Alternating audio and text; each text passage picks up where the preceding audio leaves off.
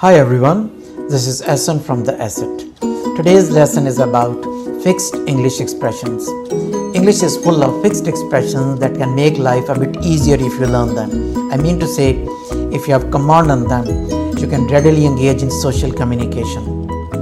These expressions are widely recognized wherever English is spoken and understood. To understand them better, have a look at some practical examples. What's up, Alishwa? Are you worried about something?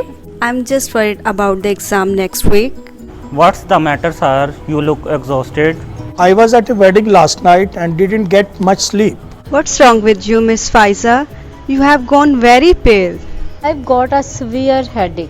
जब हम किसी शख्स को परेशान देखते हैं या किसी मुश्किल में देखते हैं और वो जो परेशानी है उसके चेहरे पे अया है, तो हम ये तीनों expressions what's up, what's the matter, what's wrong इस्तेमाल कर सकते हैं।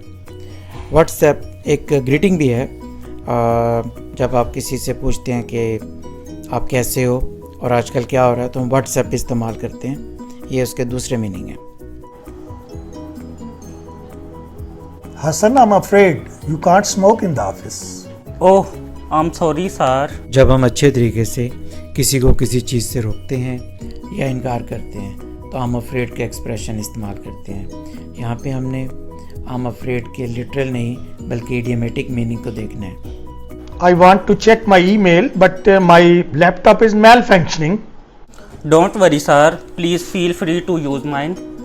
जब आप खुशी के साथ किसी शख्स को अपनी चीज़ इस्तेमाल करने की ऑफ़र करते हैं, तो आप फील फ्री का एक्सप्रेशन इस्तेमाल करते हैं। Watch out, miss. The floor is wet. Thank you, Miss Alishwa. जब आप किसी को मुमकिना ख़तरे से आगाह करते हैं, तो आप वॉच आउट का एक्सप्रेशन इस्तेमाल करते हैं। Sir, how many children does Mr. Wasim have? I haven't the foggiest. I haven't met him for ages. को किसी सवाल का जवाब नहीं आता, यानी आपके पास उस सवाल के बारे में मालूमात नहीं है, तो आप I haven't the foggiest का एक्सप्रेशन इस्तेमाल करते हैं। What time is it, Miss Alishwa? It's 10 past 1. वक्त पूछने के लिए What time is it का एक्सप्रेशन इस्तेमाल करते हैं। I think we need more time to consider the proposal. You took the words right out of my mouth. We need more information.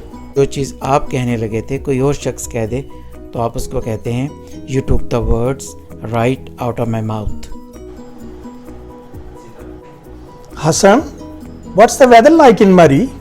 It's very pleasant here in the mountains. अगर किसी से पूछना हो कि मौसम कैसा है, तो आप What's the weather like का एक्सप्रेशन इस्तेमाल करते हैं। We are going on a picnic. Would you like to come? I would love to come. When are you leaving? जब आप किसी को किसी चीज़ की ऑफ़र करते हैं या किसी शख्स को इनवाइट करते हैं, तो आप would you like to come का एक्सप्रेशन इस्तेमाल करते हैं। Are you going to accept the new job? No way. It's very badly paid. जब आप सरीहन किसी चीज़ से इनकार करते हैं, यानी आपको वो चीज़ बिल्कुल काबिल कबूल नहीं है, तो आप नो वे का एक्सप्रेशन इस्तेमाल करते हैं। So that's the end of the lesson. I hope it was useful. If you want to learn English, please join Lingua Spectrum. Thanks for watching. See you next time. Goodbye.